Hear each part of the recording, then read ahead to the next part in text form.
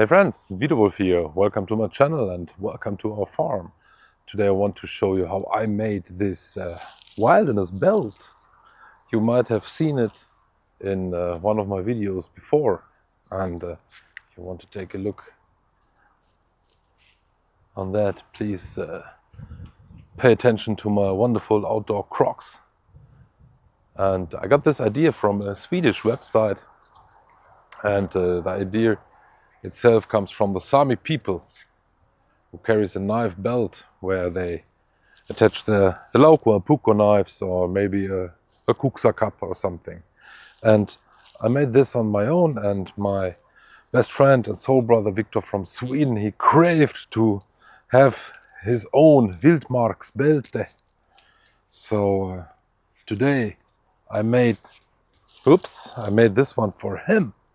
And if you want to know how I made that, and if you want to know how you can do these things on your own, then hang on.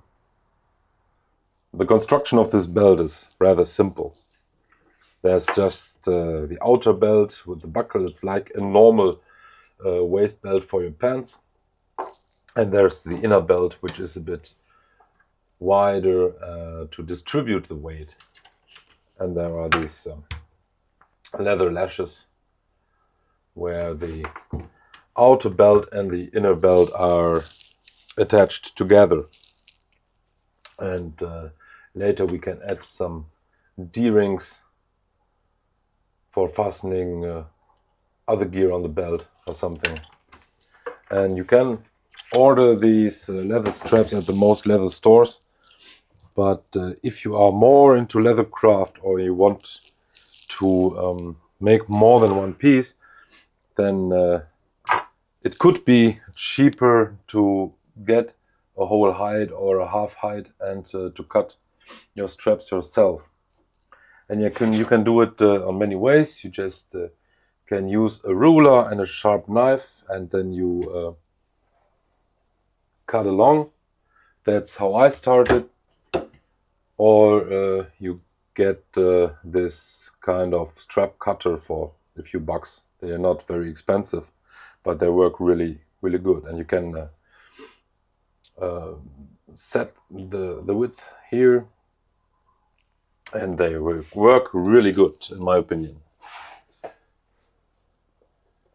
So you just start at one side.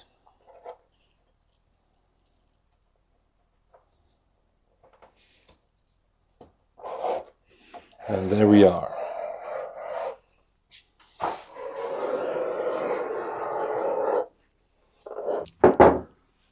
So that is our outer belt.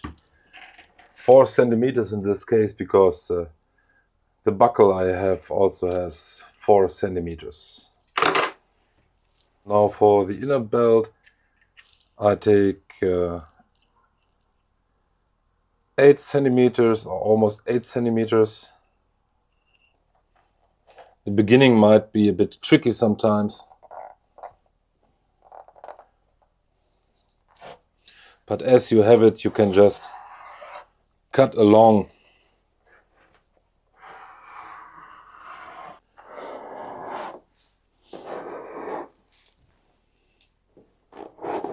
Now I just trim the edges a bit on a 90 degrees angle.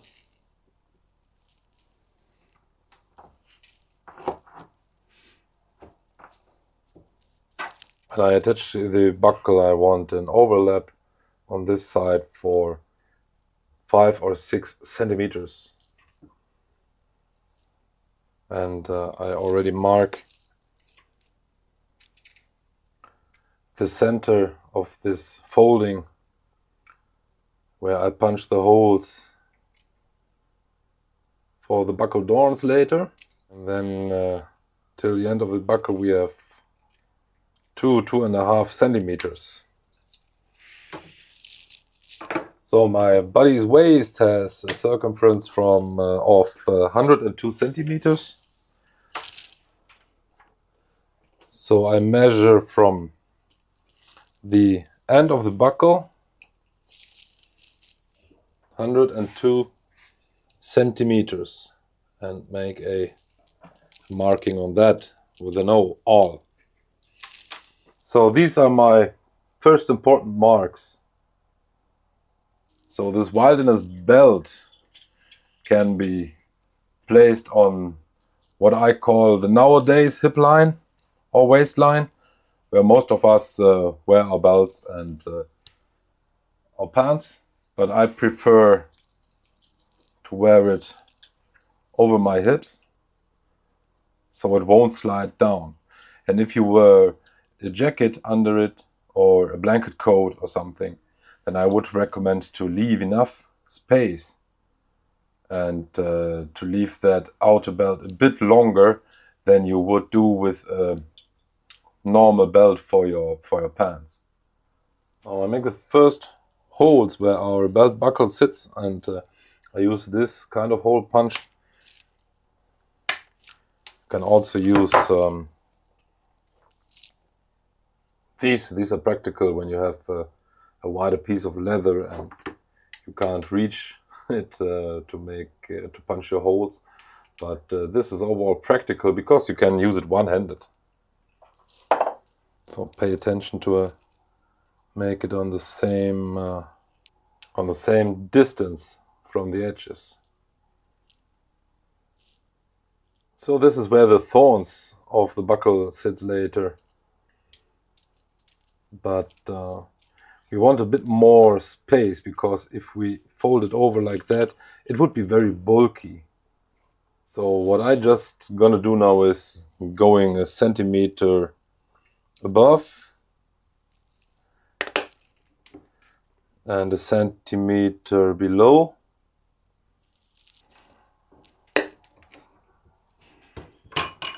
And then I just take a ruler or something and cut these out.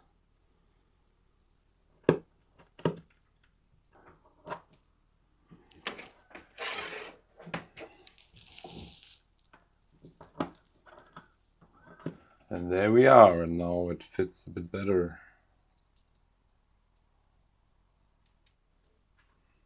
So that's way more practical.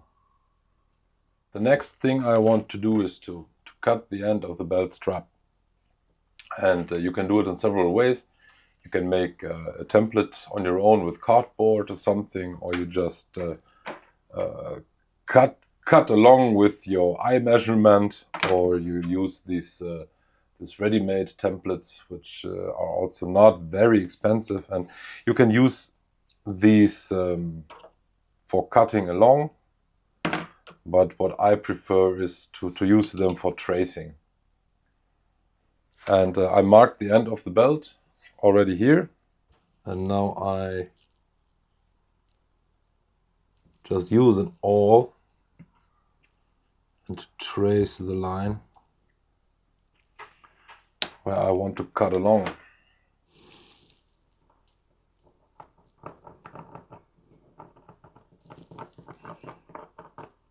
There are also these kind of tools for that. They come in all variations, but I just have this one for 2 centimeter straps. So you just put it on the end of the strap and then punch it. But they're very expensive and I don't own them.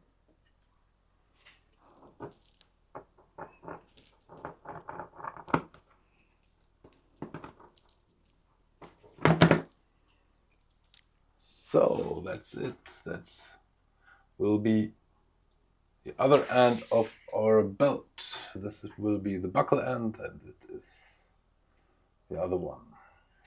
Next thing I want to do is to bevel the edges.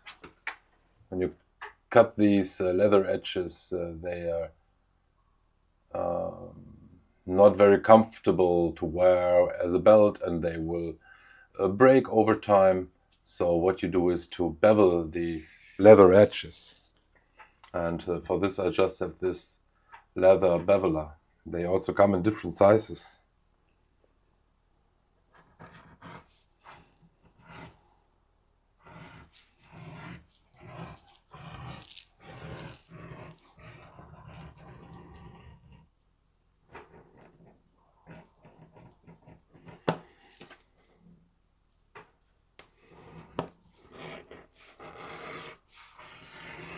So if you want to dye the leather strap, that would be the best moment now, before we add more punch holes, or before we sew the buckle on it, or before you set any rivets or something.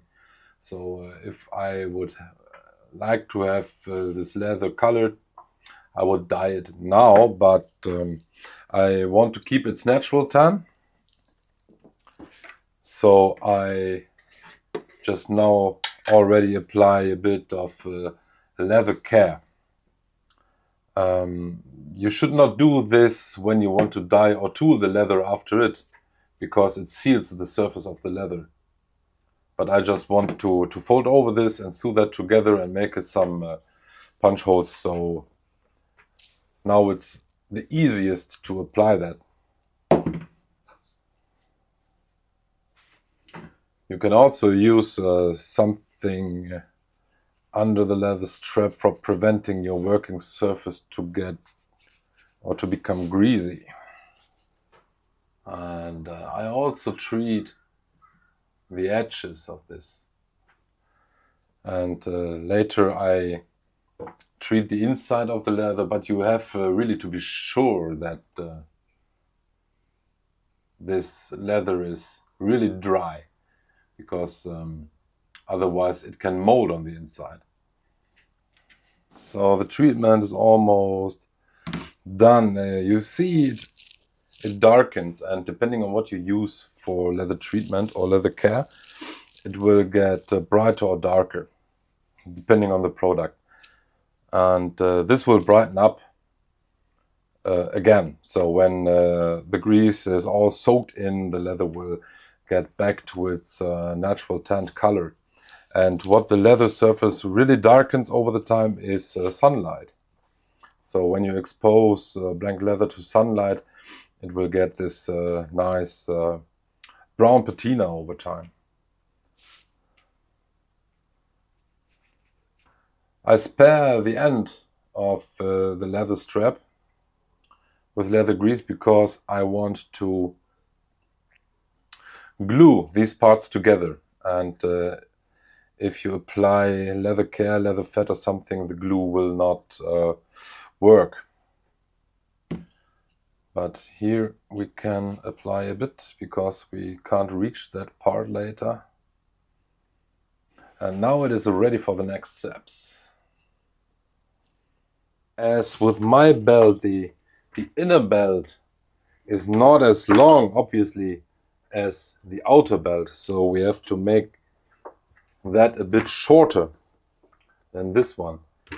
And what I did was just using my natural, not my natural, my modern waistline, as I call it, and just made a short overlap from 2 or 3 centimeters for it. That's what we do with this belt. So the waist size there is 102 centimeters. So we will cut the widest strap on a meter.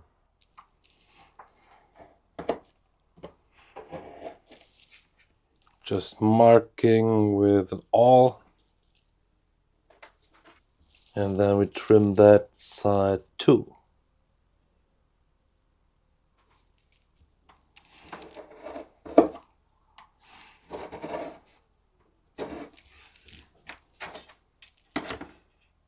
And from this we cut our leather lashes later for attaching the outer belt to the inner belt. I don't want to have such an abrupt transition from this width to this width. And so I taper the inner belt, and I just, I guess about 16 centimeters or something. Yeah, I just go 16 centimeters upwards, make a mark on both sides. And then from the outer sides I go, what was it, 2 centimeters, I guess. So we have 5 centimeters there, 1.5 centimeters from each side inwards. And then we have a cutting line.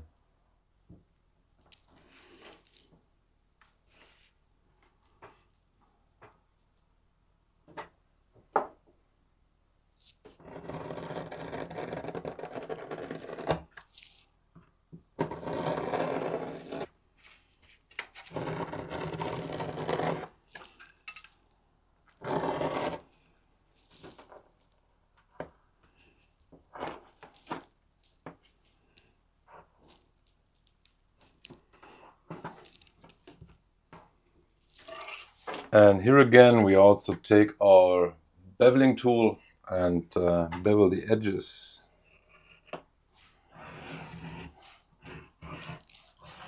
And here again, this would be the moment right now where to dye or decorate the inner belt. But we just need to punch some holes in it later. So I already apply some Leathercraft 2 on this one.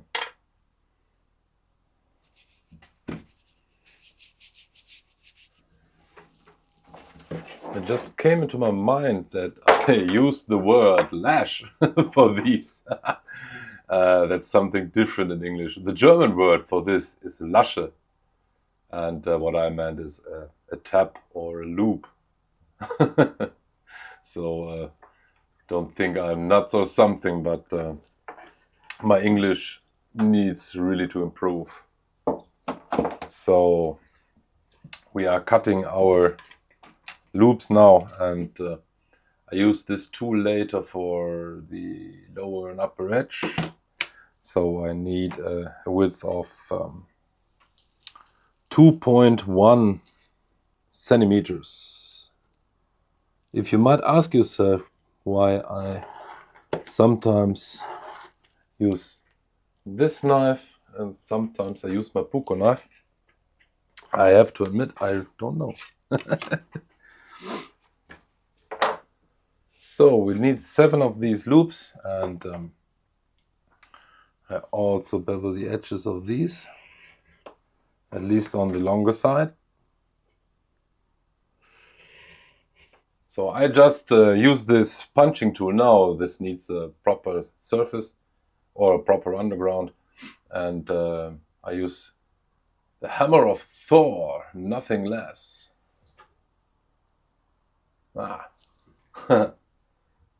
It is a rawhide mallet or a rawhide hammer, and I just set this on the end and give it a good punch. And there we are.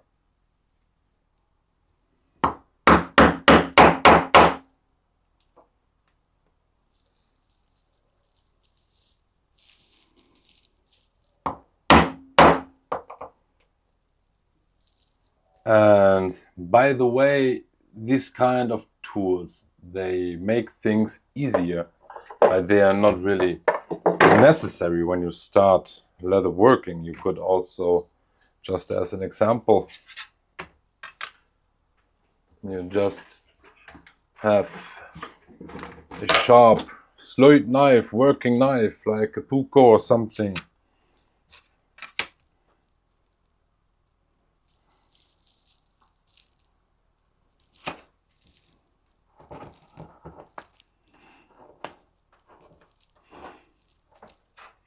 You can also go ahead, take a coin or something and mark the radius of it.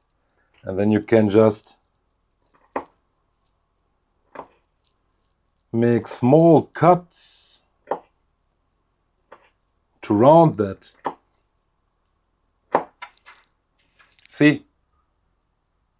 So it's not necessarily to have a bunch of wood of leather working tools. You just need a good knife, you need a good awl, and that's already the most important things you need. And your hands, of course. And before we move on, we also give these loops a little treatment with leather care.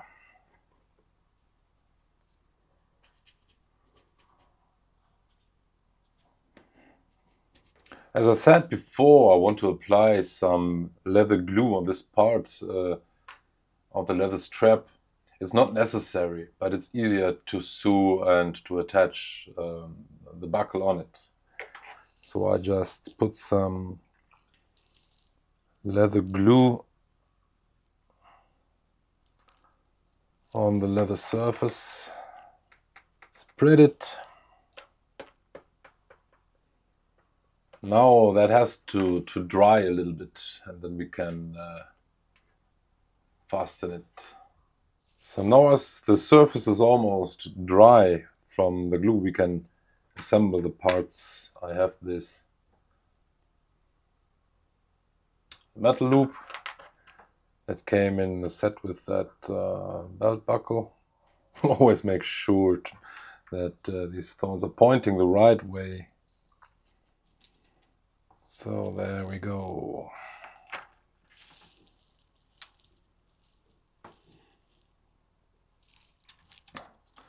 Yes, and that's almost firm enough now to work with to make the stitching on it, or the riveting, or whatever fastening method you would prefer for your belt. But it's also a good idea just to hammer down the leather parts on each other.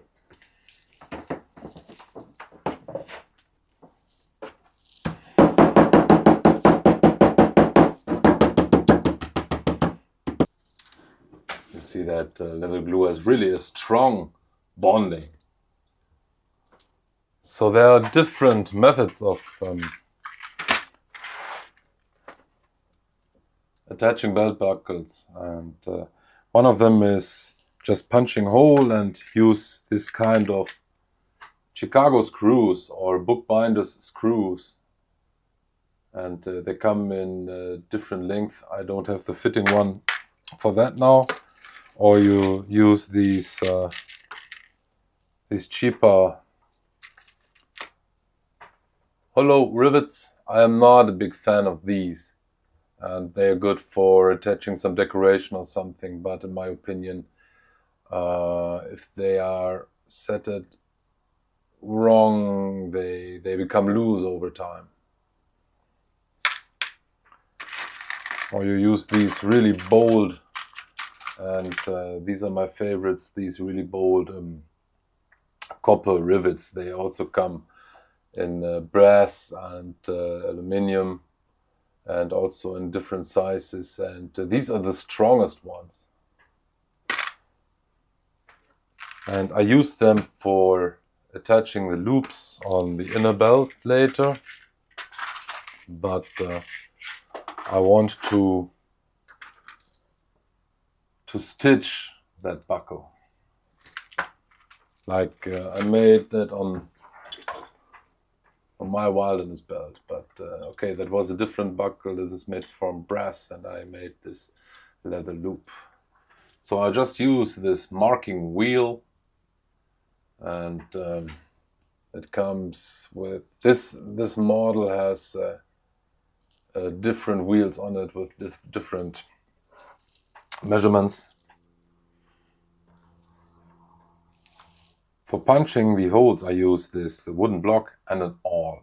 I've seen videos from leather craftsmen, really skilled craftsmen, who use a small drill and drill these holes in, and you might do that too, as long as you use a proper thread for sewing and not like a fishing line, as I've seen in some videos where people just drill some holes in it and use the fishing line for sewing. And that is not a proper saddle stitch, that might not last long, and if the thread rips off, then the whole seam falls apart. And the saddle stitch is meant to give a very sturdy connection, and even if on a saddle stitch a piece of thread might be cut through or something, then the rest of the leather hold it in place. Because when you punch through the leather and then you put the thread through the leather, and then you make sure you tighten the holes again, then there is a strong connection between that. So that's my preferred method. I hope you get me. Sometimes I think I just talk bullshit or I'm rambling around.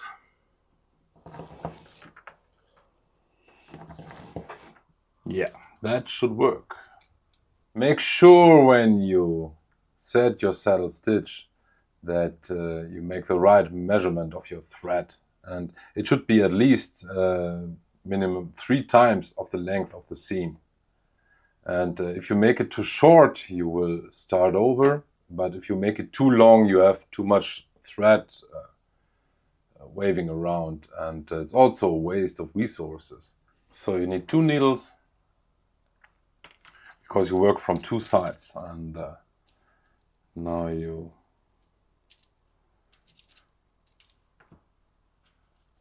I start on the first hole, but I don't go into this direction because I want to secure this outer part. So I make a loop around that. Same from the other side.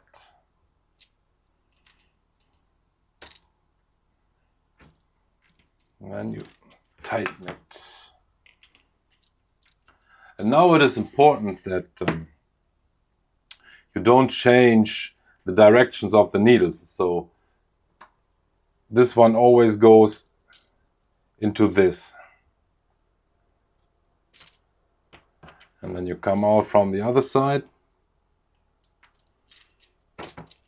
And you tighten it a bit. And then with this again.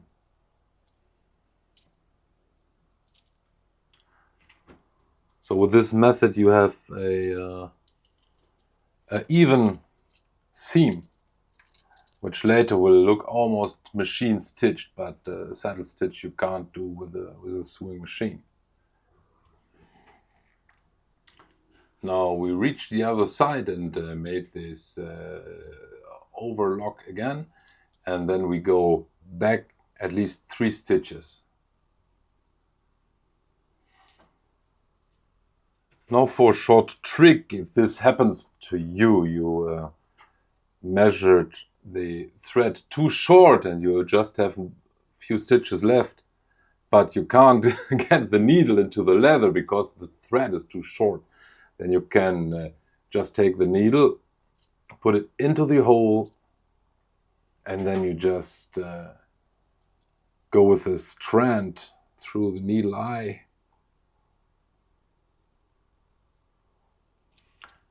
And you pull the needle through. Of course, it can give you a hard time sewing a saddle stitch with the 2 hands, and just sometimes you need 3 or 4 hands to that. And there are stitching ponies where you can sit on, and there are these small stitching ponies. You just can put it on the chair and you just sit on it, and then you can put the leather piece you want to sew together just in this stitching pony, and you have your hands free. You don't need to hold the piece you're crafting on, and it makes everything a bit more easier.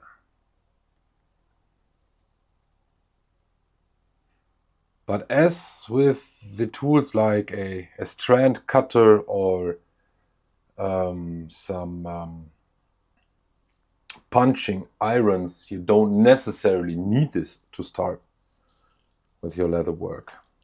What I am using is a quite modern sewing thread from polyester, and they are already waxed a bit, so the surface is a bit sticky. And classic is this linen or linen thread, and you need to treat them with beeswax before you sew them. What you should not use is cotton thread, because in opposite to linen, cotton will, when it's moist, it will keep the moisture, and it will keep the moisture in the seam and in the inside of the leather, in the heart and in the core of the leather. And that is where we don't want to have moisture at all. And this polyester and linen threads, they are not thirsty for water. They will remain dry. Hygroscopic is the word what I was looking for. If you punch the holes properly, you can pull the needle out of the hole with your fingers. Sometimes it might be a bit tricky, and then you just need or use small pliers or something, or the Leatherman, and just pull that through the hole carefully. But then make sure you won't bend the needle, because it might break, especially on the eye of the needle. When you tighten the seam at the end of every stitch, then don't pull too strong on it, because you don't want the punch holes to remain open. So you does not need to necessarily put a lot of strength through it, because this also would stress the thread. So at the end we trim the thread a little bit over the leather surface. Pay attention not to cut into the leather. And you just cut them off 1 or 2 millimeters. Now we take a light, and this polyester threads you just can melt on, and so they sit very strong and bold in their seam. With linen thread you have to make a kind of a knot inside the seam. I show you that in another video someday. So you just melt the ends of the polyester thread, swing thread,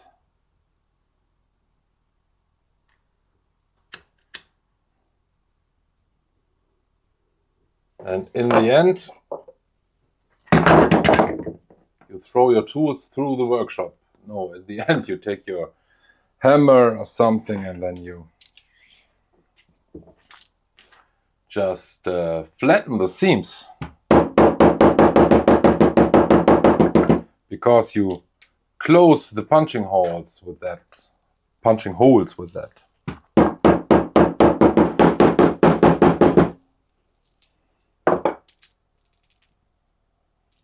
So there we are. The belt is almost finished. We just need to set the holes for fastening. So I made the first mark here in the middle. That was a bit dumb, because I had in mind we have 2 thorns. So we need 2 holes. And now this mark will be visible. And it's no problem when you have a belt like this, where you have 1 single row of holes in it. So did not pay attention to that, and I hope Victor is satisfied with the belt, even with this mark on it. But I am sure he is.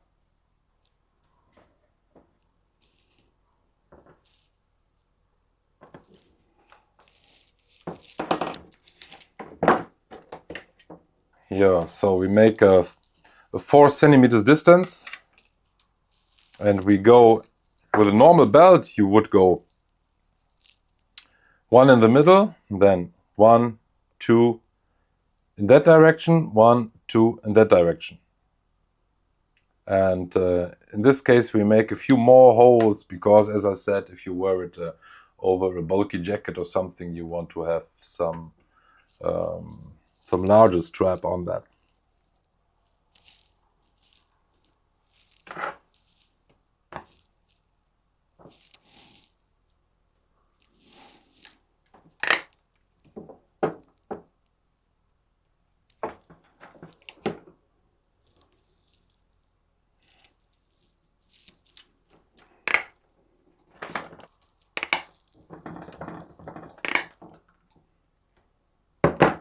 So there we are. That is the finished outer belt.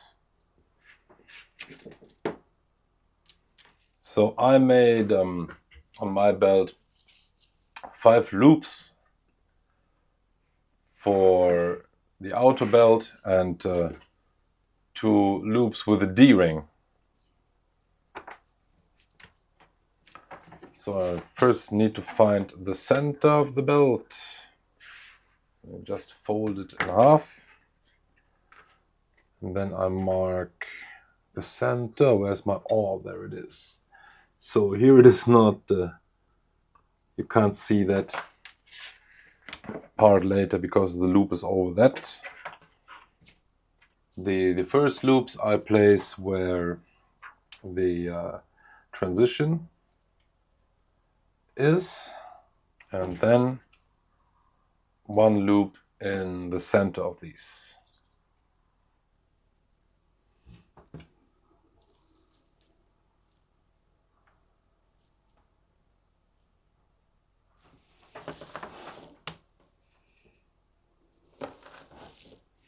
So, and I just make my markings and I pierce through the upper leather part. So I also have a mark on that piece. And now we make punch the holes for the rivets.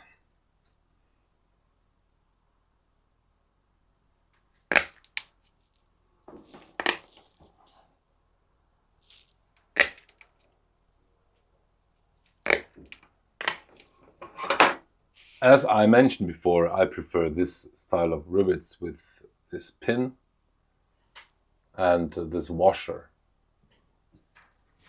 And the pins are just stuck through the back side. And then I place my loops.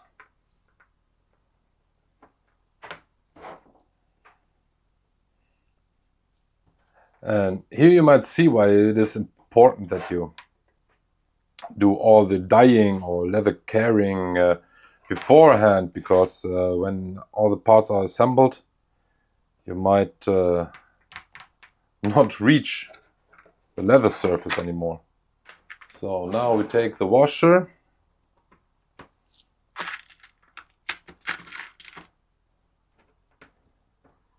Now we need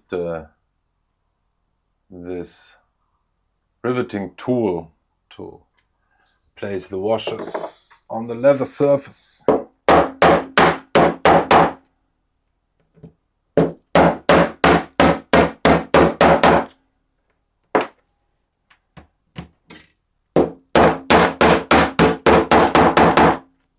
Then we just cut off the pins with the pincers.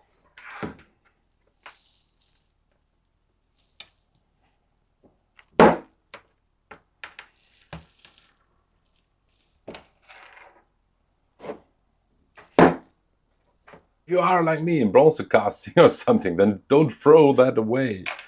These are resources. So, and now I attach 2 additional D-rings on that belt with the 2 loops I had left.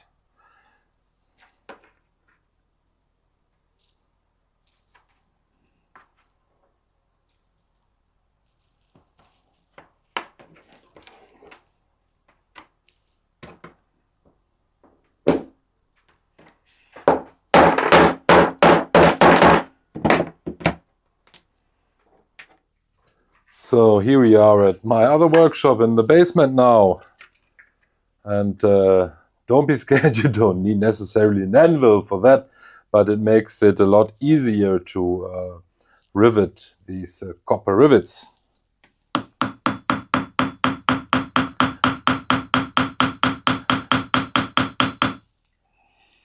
Because you want the copper material to close the washer.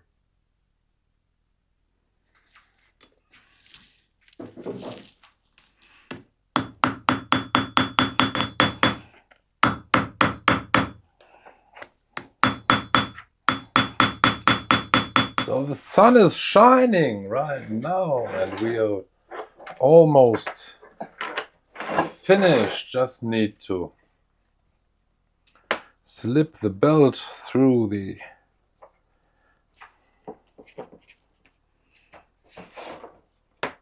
loops.